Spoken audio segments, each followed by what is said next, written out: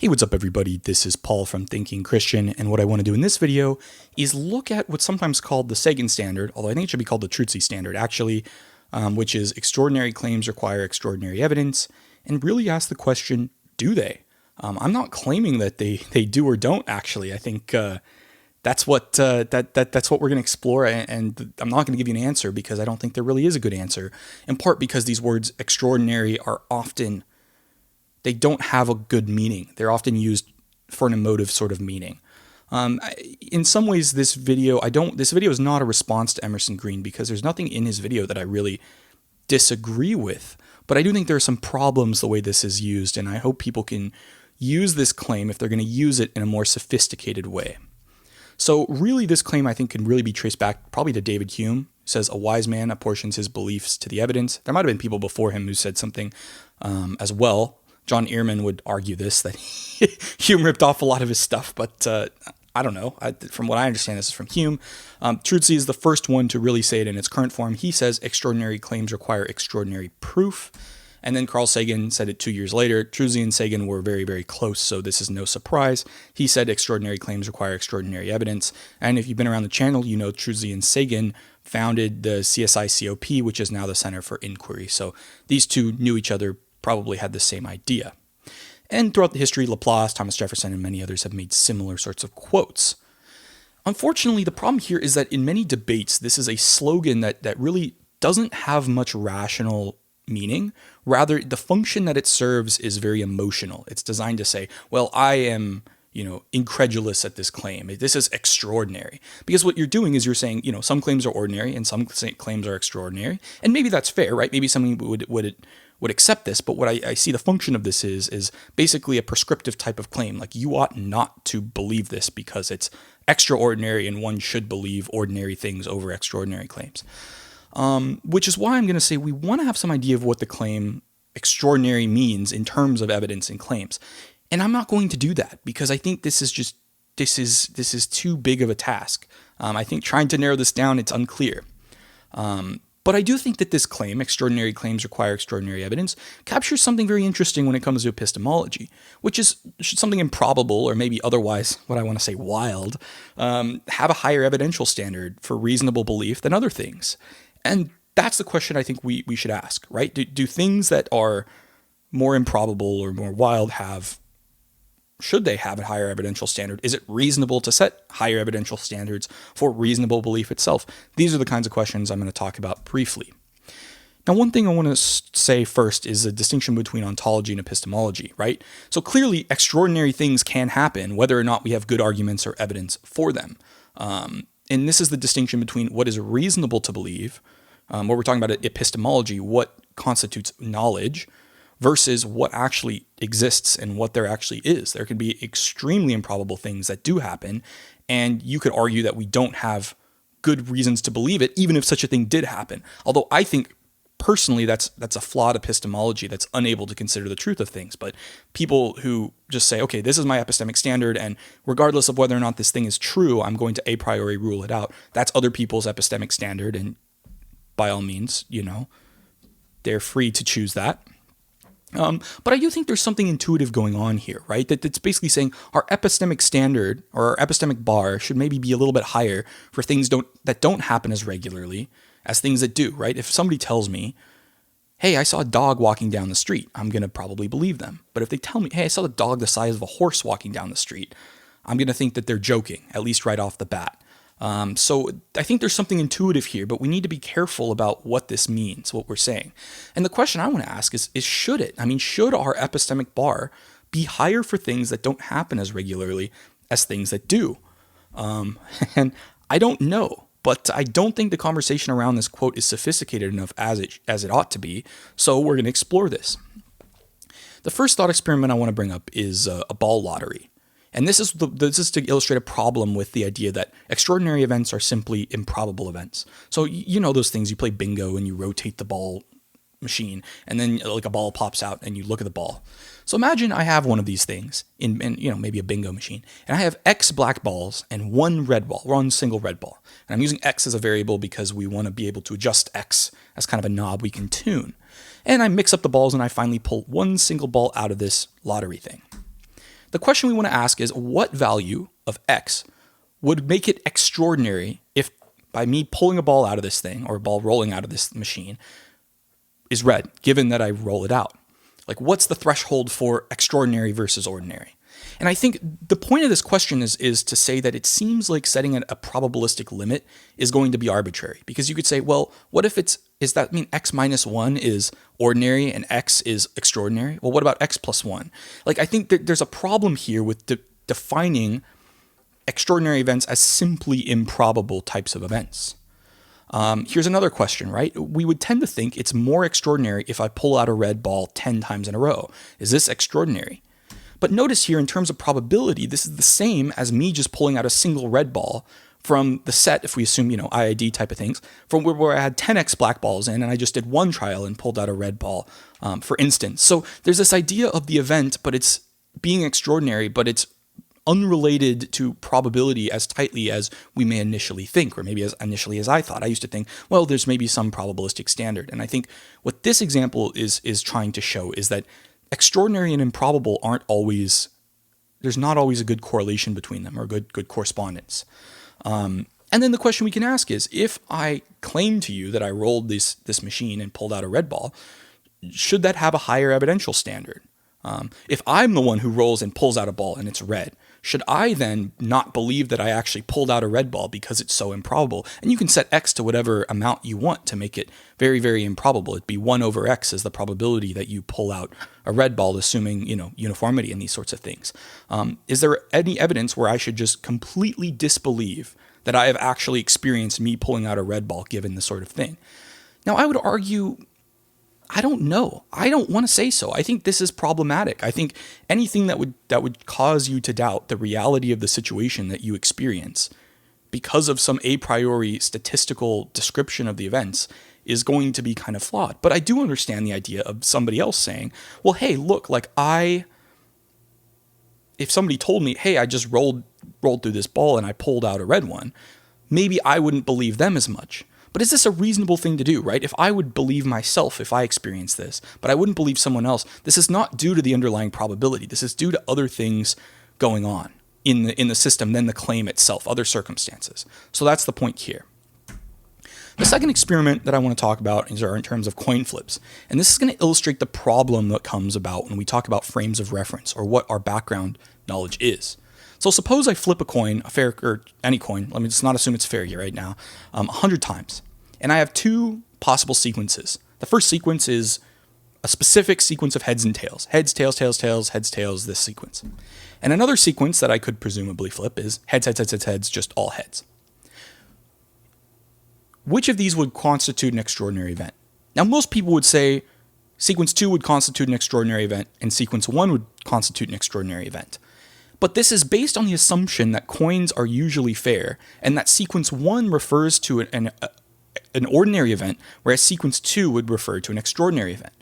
What I'm going to argue here is this is unrelated. Well, it's not related to probability, but there's more going on here than just probability. So the way you do this in common statistics is you'd set up a hypothesis test. You'd say my null hypothesis is that the coin is a fair coin, which means heads and tails have equal probability, and my alternative hypothesis is that the coin is biased. And we can write this in terms of conditional probabilities, conditioned on these hypotheses, what do I expect? And then you can either do your standard sort of thing. But notice how under our null hypothesis, getting exactly the sequence S1 and exactly the sequence S2 actually have equal probability. They have the same probability. So if I only observe this once, it's not just the probability of the sequence that's important. It's the actual outcome that this tells me. Given my background knowledge and grouping, I say that S1 belongs to an event of things that are meaningless sequences of heads and tails, whereas sequence 2 actually refers to getting all heads. This is a significant outcome. So the fact that I've gotten a sequence, there's actually more context to this information than just the actual sequence itself, because once again, getting the specific sequence of heads and tails that I would have gotten under S1 has the same probability as getting all heads under S2, under of course, your H0 condition. So context is important. So to drive this point home, right, suppose I set up this same experiment, but I add in a new hypothesis. I add in hypothesis number 2, The coil is biased in favor of the specific sequence, heads, tails, tails, tails, heads, tails, heads, heads, tails. The one that I see when I have my flips. Under this condition, right, the probability of the sequence that I observe conditioned on this knowledge is 1. Which means what we're trying to say here is we can always maximize the likelihood function of any event by creating a probability model that simply spits out exactly what we observe with probability 1 and probability 0 everywhere else. This maximizes the probability. Just say the probability of this event equals the data that I see. Obviously, there's something about this is going to seem useless or ad hoc, but what this does is it demonstrates the problem with using frames of reference, or the problem of just using conditional probability itself. If you really want to find the probability of sequence 1, you actually need to compute using Bayes' rule and use the priors to say the probability of sequence 1 conditioned on hypothesis 0 times the probability of hypothesis 0 plus the probability of S1 conditioned on hypothesis 1 times the probability of H1, and so on and so forth. So you need to have access to these priors if you care about the absolute probability of S1 happening. Meaning, if you don't know what these backgrounds are, it's difficult to argue that S1 is an extraordinary or ordinary event unless you know this background knowledge. And this, of course, just falls directly out of Bayes' rule, which I should mention, of course, Hume did not know about, although maybe he did because when he wrote to Price. See my video on Hume's argument against miracles, but Bayes' rule is where this formulation comes from. So consider the resurrection of Jesus. I think this is a good example to show the problem here with frames of reference. Let R be the event that Jesus rose from the dead, and CG be the event that the Christian God exists. We can estimate that the probability of the resurrection happening, conditioned on the Christian God existing, is pretty close to 1. And the probability of the resurrection happening, given that the Christian God does not exist, is probably pretty close to 0. I mean, maybe there are some Indian religions or Eastern religions that say, yeah, we can believe that Jesus rose from the dead, even though we don't believe in the Christian God. So, maybe it's not 0, but it's close to 0. So if you want to find the absolute probability of the resurrection happening, you're going to compute the probability of the resurrection happening, conditioned on the Christian God existing, multiplied by the probability that the Christian God exists, plus the probability of the resurrection happening, given that the Christian God does not exist, times the probability that the Christian God does not exist.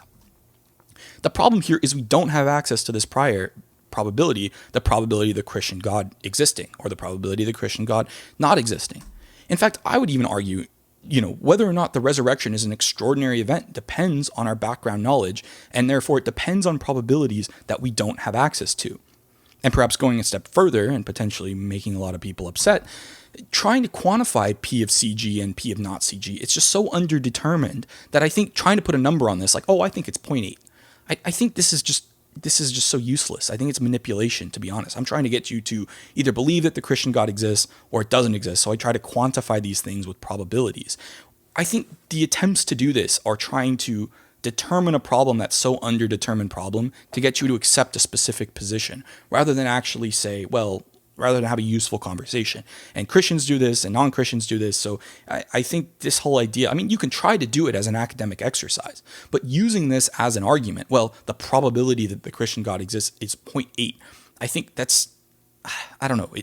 There's something about this that just seems like manipulative to me because you're not recognizing the fact that there could be this wild confidence interval in your own estimation of this.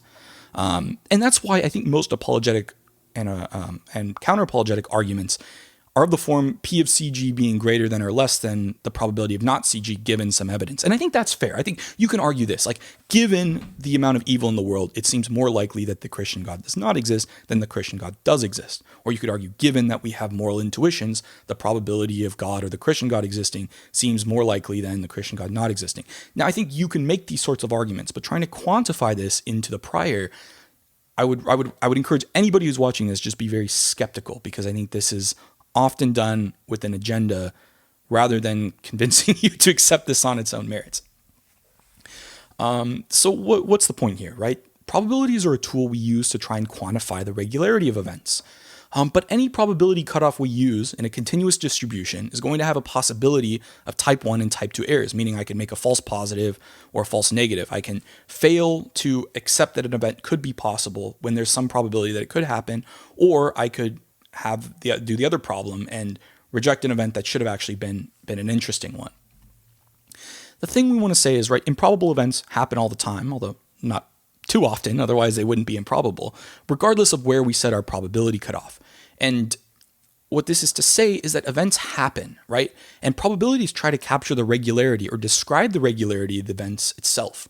It's kind of a mistake to say that probability causes events. I don't think it's clear that this is the case. Probability describes how events occur, but it doesn't explain why events actually happen. And if you accept naturalism, or the naturalists that I've been talking to recently, who think that mathematics and logic are just constructs in our own mind, then it seems especially ridiculous to claim that probability causes events to happen, that our mental knowledge of probability somehow causes events to occur in the natural world like coin flips. Like, I think this is ridiculous. The probability is a description of the regularity of things, but to claim that this causes things, that's a metaphysical claim, not a scientific or probabilistic claim. Now, the point here, when we go back to extraordinary claims require extraordinary evidence, is that people are free to set their epistemic bar wherever they see fit. I don't have a problem with this. But I think we need to recognize the subjectivity when we claim I require a higher or a lower evidential standard for X, given something else. And this is especially the case if we don't have a higher or lower evidential standard for other types of events, and we're not, doing some sort of special pleading where, I don't want this event to be true, so I'm going to set this epistemic burden really high, or I really want this thing to be true. It makes me feel good, so I'm going to set its epistemic standard low. In all of these cases, there is a lot of subjectivity when it comes to us deciding our own epistemic limits. And I think the point here is not to say all epistemology is subjective, but just if we want to be more objective about our epistemology, we need to at least recognize where we've been subjective and where we've maybe fudged the numbers a little bit in any case. So the point here, right, the caution that I want to have is people who are truth seekers should always be aware of how setting their bar higher or lower will allow them to find truth. And as a result, I think it's more productive to ask, what evidence would I expect to find if an event occurred, rather than, is this event extraordinary or ordinary? Because then that once again presupposes that we have some good delineation between ordinary and extraordinary that we can use to, once again, classify what ordinary and extraordinary events are. So anyway, thanks for watching. Once again, I don't mean to say that we shouldn't raise our epistemic bar higher for events that seem wild. Obviously, if somebody tells me they saw Bigfoot, I'm going to first think that they're joking before thinking that they're serious. But for me personally, I do think there is evidence that would eventually convince me that Bigfoot existed if I, continued seeing evidence. But I also recognize that there's some level of subjectivity, given my background knowledge, given my experience of the world, and, the picture of the world, the story of the world that I tell myself, that's involved in my, construction of reality, so to speak. So anyway, let me know in the comments what you think. Do extraordinary claims require extraordinary evidence? What's the relationship between extraordinary and improbable? Let me know. Let me know what you think. See ya.